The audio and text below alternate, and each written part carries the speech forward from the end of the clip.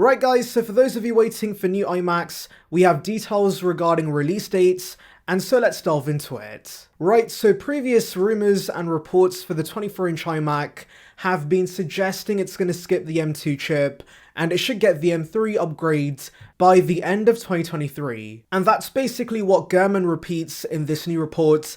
He says he's heard nothing about an M2 24-inch iMac in the works, and so that should mean we're seeing an M3 version by the end of the year at the earliest. And yeah, honestly, it makes total sense the iMac skipping the M2 because the M2 was not a big upgrade over the M1 chip, and the iMac's very much a computer for regular consumers who are going to hold on to these for years and years, and so upgrading this iMac when the chip upgrades are substantial enough is important. And so yeah, I can see why Apple's skipping to M3 because we know it's going to be based on a 3nm process, and so the performance and the efficiency of the chip should be very good. Also remember, it would be late to give this the M2 chip because we should see the first M3 Max by the end of the year, so giving this M2 a few months before would be odd.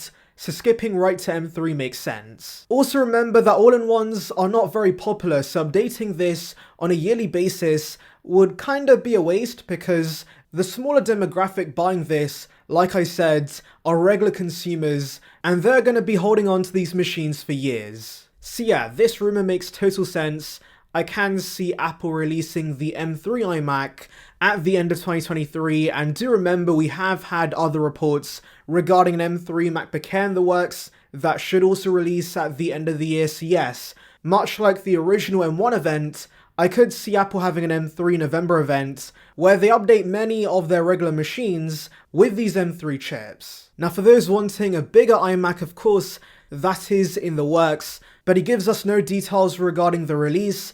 If I were to assume, I think the release might be in 2024 because we should see that launch with the M3 Pro and the M3 Max, and so yes, don't expect that to release anytime soon. Now coming back to the M3 iMac, can we expect any other changes? Well, to be honest, I don't think so because Apple already gave us a major redesign with the M1 model, and of course, they don't update the iMac's design very often, and so expect new colors at the very most. But apart from that, yeah, this will be a spec refresh. We could however see more RAM with this new iMac because we saw a new 24GB RAM option with the M2 Max, and so maybe we see up to 30GB with the M3 models.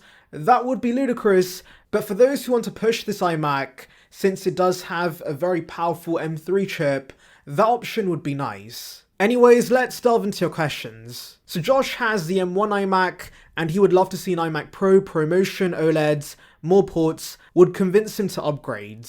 And fair enough, especially OLED, if we see that on the iMac Pro somehow, that would be nice.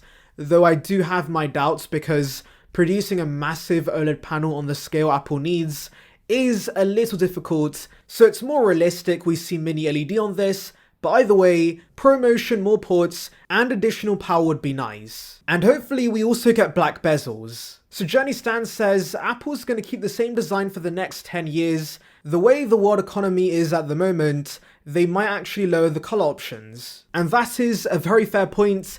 In fact, even before the recession, the iMac rarely saw design changes.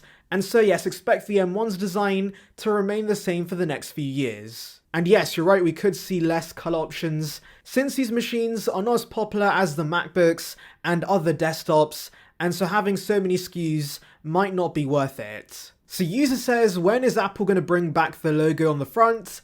And I don't think we're ever going to see that. Yes, it would be nice if the logo returned. I personally prefer the look of the iMac with the logo on the front. But since the iMac's design is so recognizable without the logo on the front, Apple thinks there's no need for it. And that's basically what Josh says. He replied, they're not. Their design language is so well known that they don't need a logo on the front. It's cool to see how Apple's confident with their designs, and the same philosophy can be seen in the M1 MacBook Pros, where the MacBook writing is no longer beneath the display. And yeah, that is a fair point. Apple's designs are so iconic, they don't need any sort of writing on the device. In fact, we saw this with iPhones a few years ago because up until the iPhone 11, we had the iPhone text on the back of the device, but Apple got rid of that because they did not need it. The iPhone was instantly recognizable, so that's definitely the case with the iMacs. So Joe says the ugly iMac front is going to stick around for 10 more years.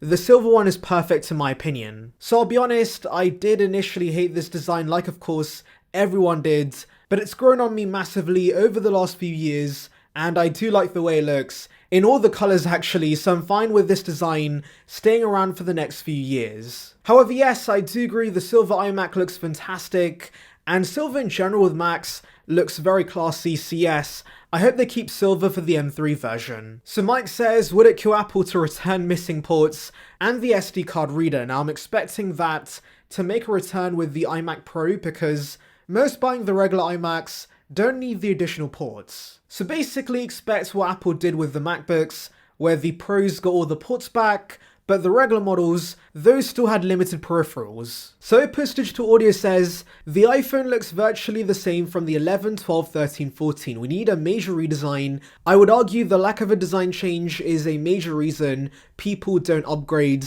because there's not enough separation between looking boss versus peasant. Now honestly, I doubt people care about looking boss with the iPhone because yes, it's nice to show off your new phone to friends and families, but after a few weeks, that kind of wears off and it just becomes a tool in your life. Really, the only people that care about this are probably kids and enthusiasts like ourselves who can tell the difference between these phones.